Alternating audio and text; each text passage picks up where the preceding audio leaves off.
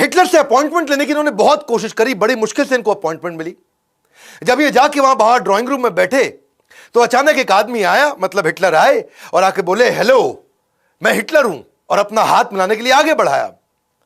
सुभाष चंद्र बोस जवाब देते हैं, मेरा नाम सुभाष है, मैं भारत से आया हूं और मैं आपसे नहीं, मैं हिटलर से मिलना चाहता हूं। हिटलर हैरान हो गए, कह रहे मैं ही तो हिटलर हूं। फिर वो वापस लौट के चले गए अंदर।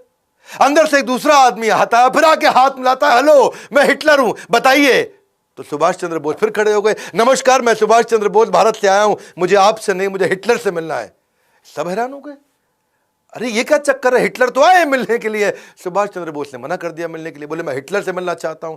अब 3-4 जब लोग आए और सबको उन्होंने बोल दिया मैं आपसे नहीं, मैं हिटलर से मिलना चाहता हूं, तो हिटलर ने असल में अपने 4-5 बहरूपिये बना रखे थे, उसको अपनी जान का खतरा रहता था। और सुभाष चंद्र बोस हर बार पहचान गए। असली हिटलर को जब ये बात पता चली तो उसकी बुद्धि चकरा गई और वो बाहर आए।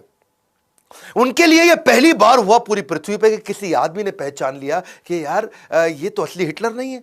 तो वहां करके उन्होंने अपना दूरी से वहां खड़े हो गए और दूर पे आके खड़े होकर के इनको देखने लगे कि क्या चक्कर है, पहचानता कैसे।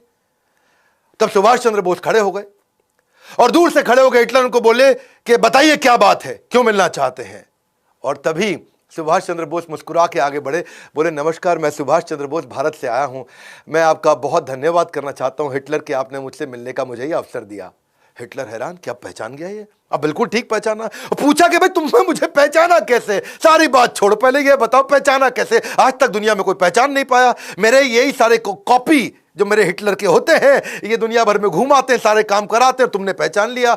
तो तभी सुभाष चंद्र बोस बोले कि भाई मैं आपसे मदद मांगने आया था, मैं आपके चौखट पर आया हूं और आपका स्वभाव थोड़ा गर्वात्मक होना चाहिए, थोड़ा गर्व वाला होना चाहिए।